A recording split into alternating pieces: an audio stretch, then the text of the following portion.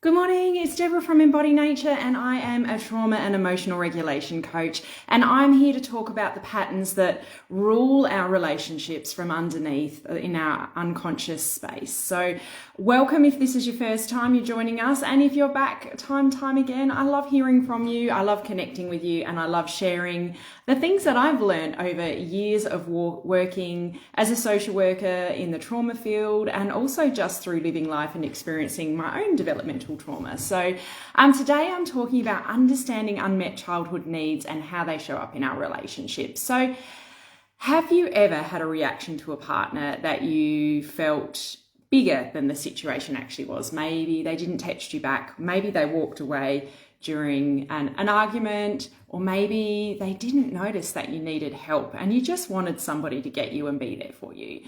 Maybe they criticized something you'd done and suddenly you're not just annoyed, you are feeling rejected.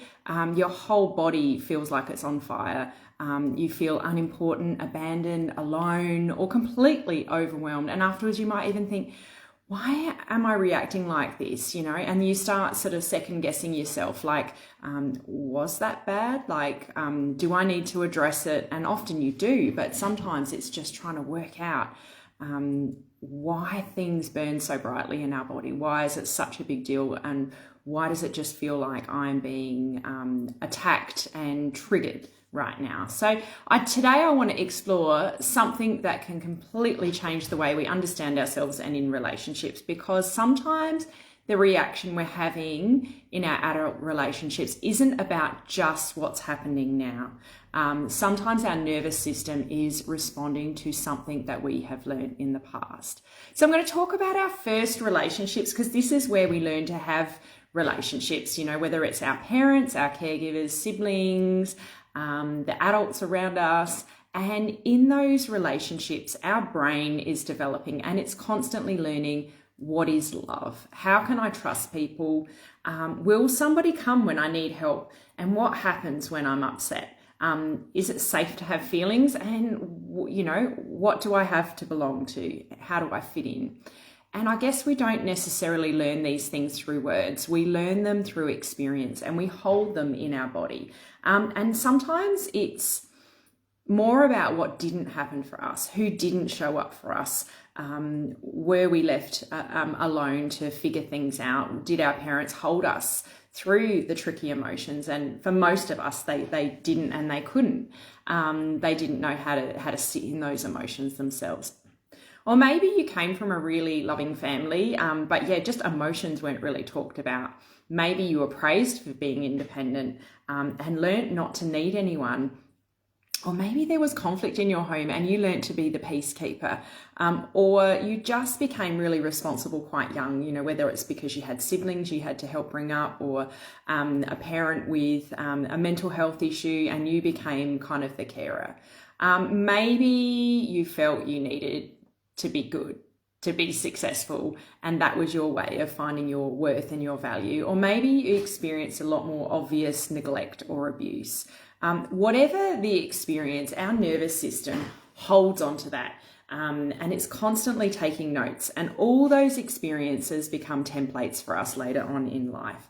And I guess what it leads to is those feelings of those unmet needs, and what are our unmet needs in our childhood become unmet needs in our adult life, and they're the things that constantly triggering us.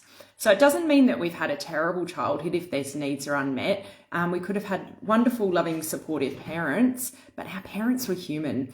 Their own nervous systems were flawed quite often. And for many of us, we've carried intergenerational trauma from one generation to the next. And, we're just trying to do our best to cope and get by. And, parents of my parents' generation never had the skills to be reflective. They just kind of got on with life and that was all that they did. So I guess I'm not sort of saying this is a blame your parent game, but it's really just about becoming curious about ourselves and looking at our own childhood relationships and figuring out where it's reflecting in our adult relationships. So asking yourself questions like, what did I need more of when I was growing up? Maybe it was you needed more safety, more attention, more affection, more encouragement or validation or protection or freedom. I know for me, I didn't feel like I had enough protection, and so I felt like nobody was there for me and that I was abandoned in my childhood because I was able to be put in situations where I was harmed. And so I felt this strong sense of abandonment. So the need that wasn't met was that protection and that safety. And then behind it becomes the abandonment wound. So there's so many things. We might have found we wanted to be listened to. We weren't able to express our anger. We wanted to say no, or we wanted to be allowed to make mistakes and figure out the world in our own terms. So I just want you to take a moment and just notice what comes up for you. Did any of those resonate with you? What spoke to you in that space? Feel free to drop something in the chat, drop some love, say hi. Or just grab your journal and write some of these answers down for yourself.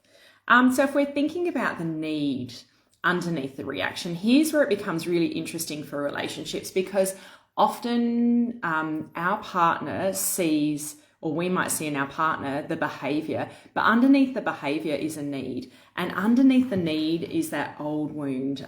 For example, the behavior might be not getting texted back in a time that felt okay for you. So, you might say, why don't you ever text me back? And on the surface, it sounds like a criticism, but underneath the need is, I need to know I matter to you.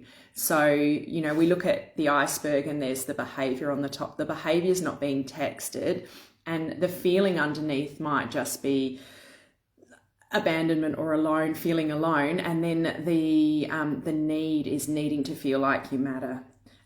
Or there might be something like, you never help me around here, but the need underneath could be, I don't want to feel like I'm carrying everything here.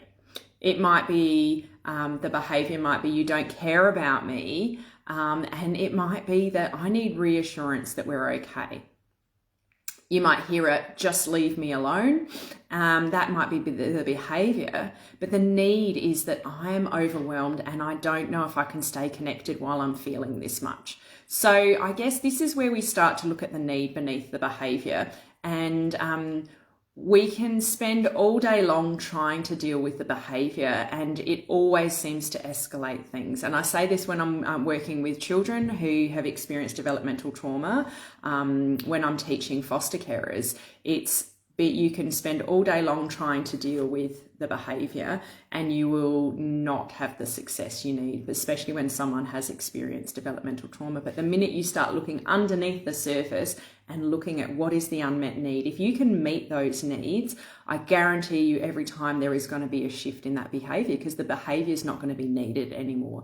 Those patterns aren't going to be needed to help you survive. So why, in these beautiful things we call relationships, where we, fall for somebody, we want to spend all our time with them, we have all these hopes and dreams, and then we find out that relationships are actually places where we're going to be working through a lot of our childhood stuff and our patterns. So without meaning to, the closer someone gets to us, the more opportunity there is for those old attachment wounds to be activated.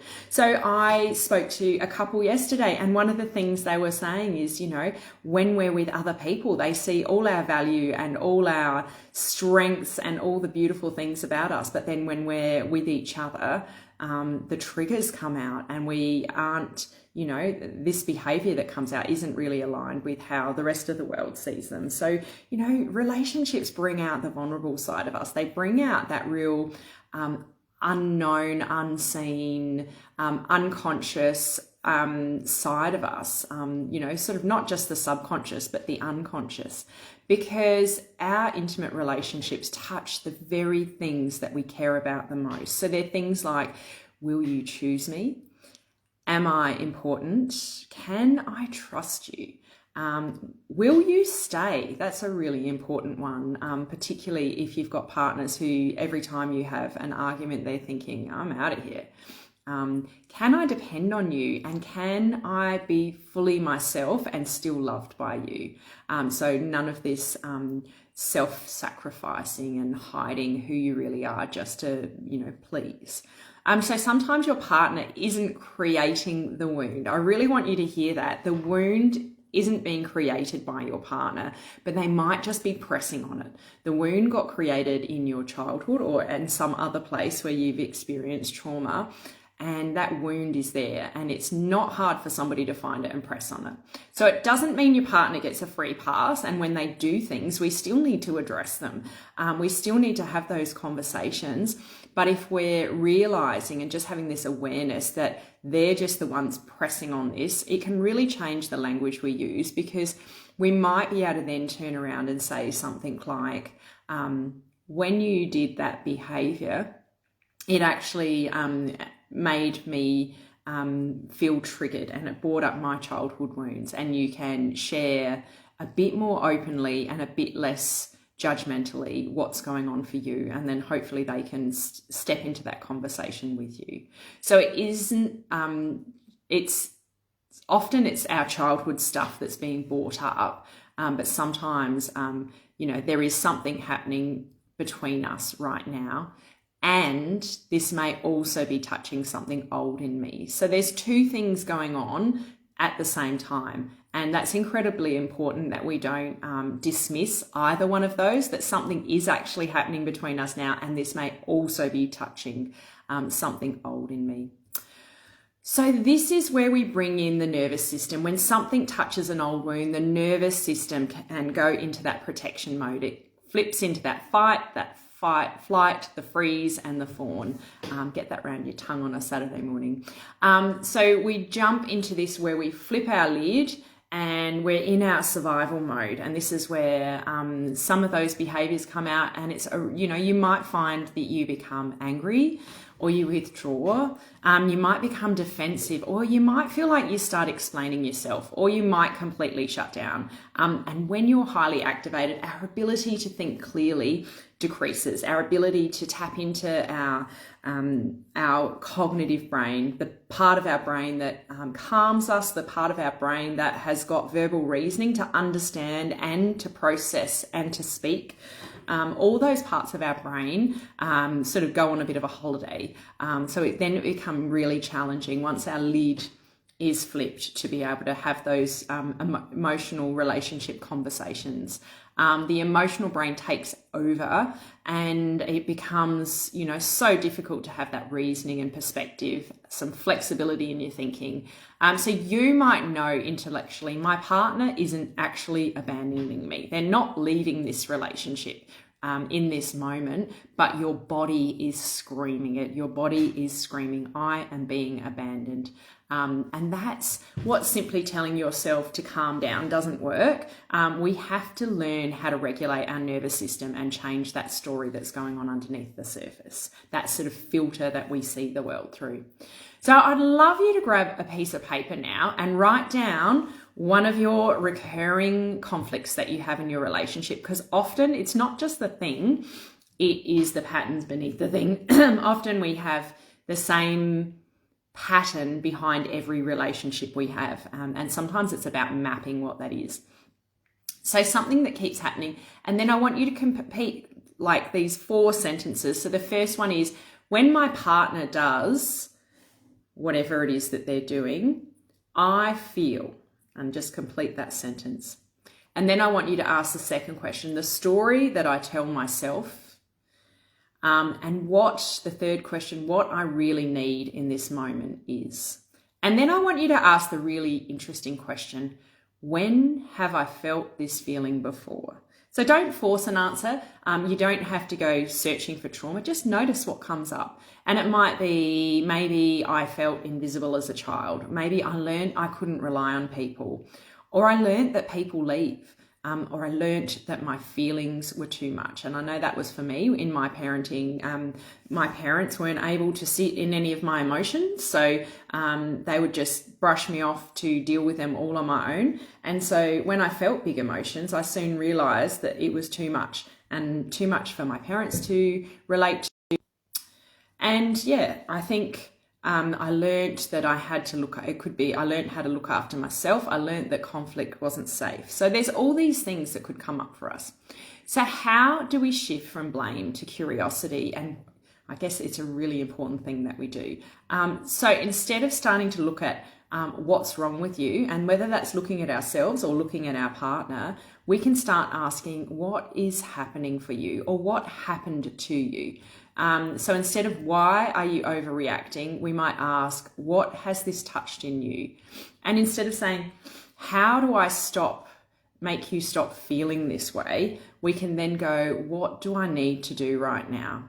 But I guess there's another equally important question. What do I need to take responsibility in myself? Because it's a two-way street. Healing isn't just about getting our partner to meet all of our childhood needs. Our partner can't go back and rewrite our childhood. They can't become the parent that we needed, but they can become someone with whom we can experience something different. It could be that they are someone who listens. It could be someone who repairs, or someone that says, I can see that really hurt you. I'm here, or we're okay, or let's work this out. And there's some great little, write those post-it notes up if you're ever not sure what to say when your partner's coming to you and they're feeling quite emotional and they've shared something with you and you're not sure what to say as a response. I know a lot of the guys I work with say, I just don't know what to say when they get big like that. I just want to run away. So sometimes just being able to say, I can see that really hurt you.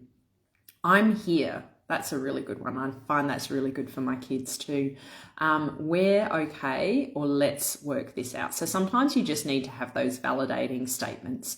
It doesn't need to be any more than that. So the temptation we often find is we jump into the either I want to defend myself or I want to fix this when somebody shares really big emotions with us. And it's almost like that's like the fourth or fifth step down the line. And really the first step is just validating what they're saying or what we think they're experiencing.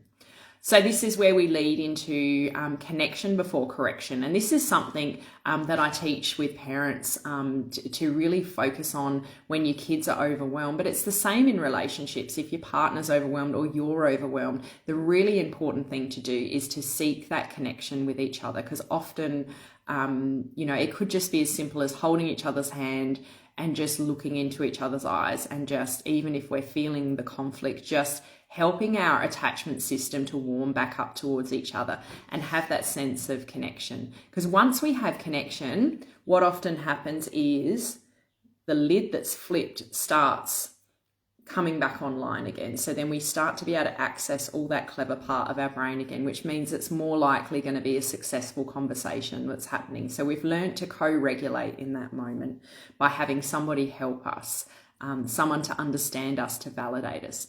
So that first tip can just be as simple as I'm here, let's slow this down.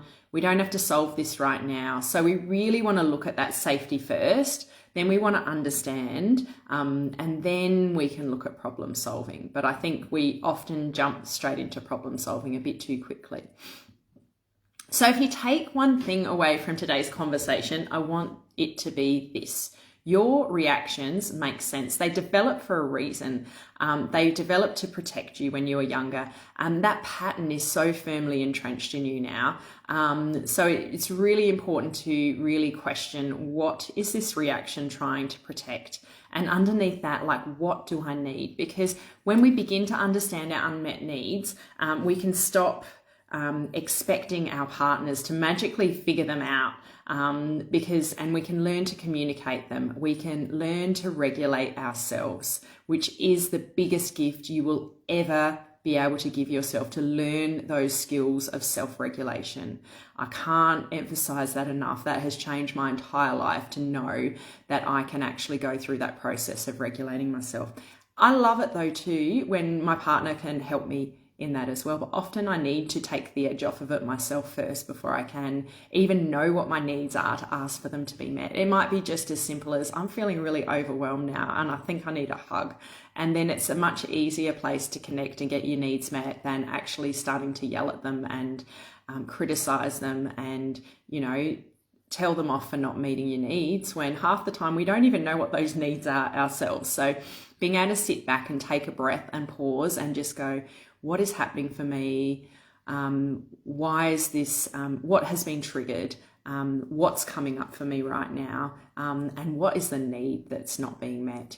I guess that's what the really exciting piece is about the work that I do. It's not about becoming those perfect partners. It's not even about never getting triggered, because the reality is life will throw triggers at us, whether we want them to or not. But it's becoming curious enough about ourselves that we can interrupt the pattern and I guess choose something different. And that is how we begin to change the relationships.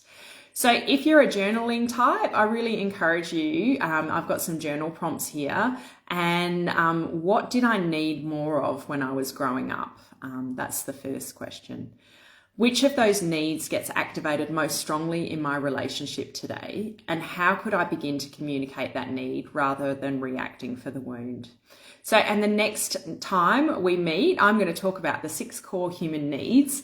And I'm just going through a series here at the moment. I've got a 6-part series on relationships, and I'm hoping I can teach you something every week. So feel free to comment, if